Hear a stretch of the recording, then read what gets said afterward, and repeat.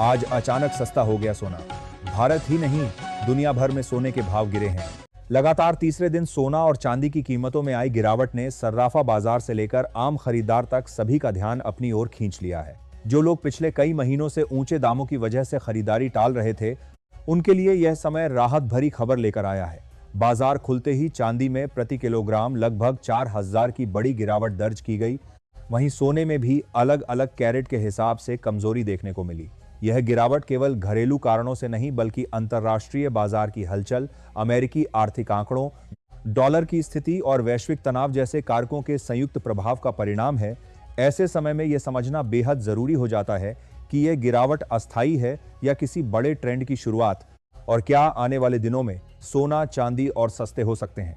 सबसे पहले चांदी के ताजा भाव की बात करें तो भारतीय सर्राफा बाजार के अनुसार आज 1 ग्राम चांदी का भाव 260 के आसपास दर्ज किया गया। 10 ग्राम चांदी 2600, 100 ग्राम 26 शून्य और 1 किलोग्राम चांदी लगभग 260 शून्य के आसपास कारोबार करती दिखाई दी।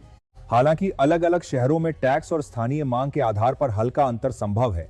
लगातार तीसरे दिन आई गिरावट ने उन ग्राहकों को राहत दी है जो शादी, विवाह या निवेश के उद्देश्य से चांदी खरीदने की तैयारी में थे। यह भी ध्यान देने योग्य है कि चांदी सोने की तुलना में अधिक उतार चढ़ाव वाली धातु मानी जाती है, इसलिए इसमें गिरावट भी तेज और तेजी भी तीव्र हो सकती है। अब अगर सोने की बात करें तो 18 कैरेट, 22 कैरेट और 24 कैरेट तीनों श्रेणियों में दबाव देखा गया। 18 कैरेट सोने का भाव लगभग 1750 प्रति ग्राम, 22 कैरेट सोने का भाव लगभग 15,300 प्रति ग्राम और 24 कैरेट सोना लगभग 15,800 प्रति ग्राम के आसपास कारोबार करता दिखाई दिया।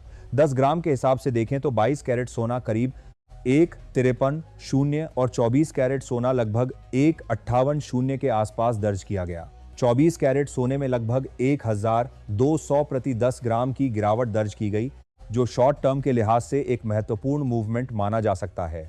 हालांकि यह समझना जरूरी है कि ये होलसेल रेट होते हैं जिन पर 3% जीएसटी और मेकिंग चार्ज अलग से जुड़ते हैं। अब सवाल यह उठता है कि आखिर अचानक ऐसा क्या हुआ कि सोना और चांदी लगातार तीसरे दिन टूट गए। इसका सबसे बड़ा कारण अंतर्राष्ट्रीय बाजार में आई कमजोरी है। सोना वैश्विक स्तर पर डॉलर में ट्रेड होता है, इसलिए डॉलर की मजबूती या कमजोरी का सीधा असर इसकी कीमत पर पड़ता है। हाल ही में अमेरिका से आए कुछ आर्थिक आंकड़ों ने बाजार की धारणा को प्रभावित किया है। बेरोजगारी दावों में हल्की बढ़ोतरी देखने को मिली, जिससे यह संकेत मिला कि अमेरिकी अर्थव्यवस्था की रफ्तार कुछ धीमी पड़ सकती है। यदि आने वाले समय में ऐसे ही नरम आंकड़े आते हैं तो अमेरिकी केंद्रीय बैंक यानी फेडरल रिजर्व ब्याज दरों में कटौती पर विचार कर सकता है। ब्याज दरों में कटौती की उम्मीद आमतौर पर सोने के लिए सकारात्मक मानी जाती है, क्योंकि कम ब्याज दरों के दौर में निवेशक सुरक्षित निवेश की ओर रुख करते हैं। हालांकि अभी तस्वीर पूरी तरह स्पष्ट नहीं है।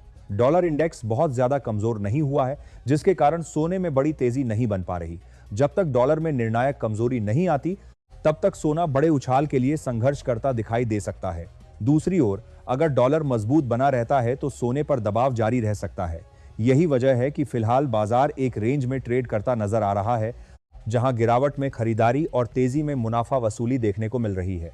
जियोपॉलिटिकल यानी भू राजनीतिक कारक भी सोने की दिशा तय करने में अहम भूमिका निभाते हैं।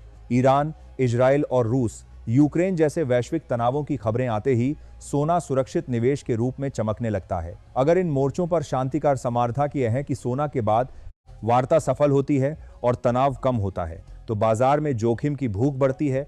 निवेशक इक्विटी और जोखिम वाले एसेट्स की ओर जाते हैं और सोने में दबाव बनता है। लेकिन यदि किसी भी मोर्चे पर तनाव बढ़ता है तो सोना अचानक उछाल मार सकता है। इसलिए वर्तमान परिस्थिति में सोना एक बेहद संवेदनशील मोड़ पर खड़ा है।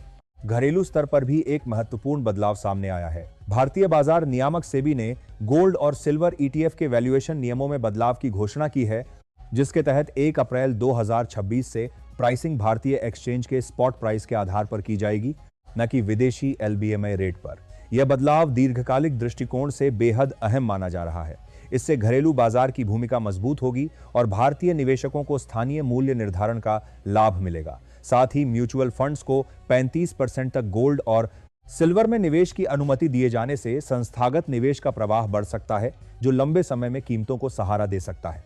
तकनीकी दृष्टिकोण से देखें तो सोना अभी एक महत्वपूर्ण सपोर्ट जोन के आसपास घूम रहा है।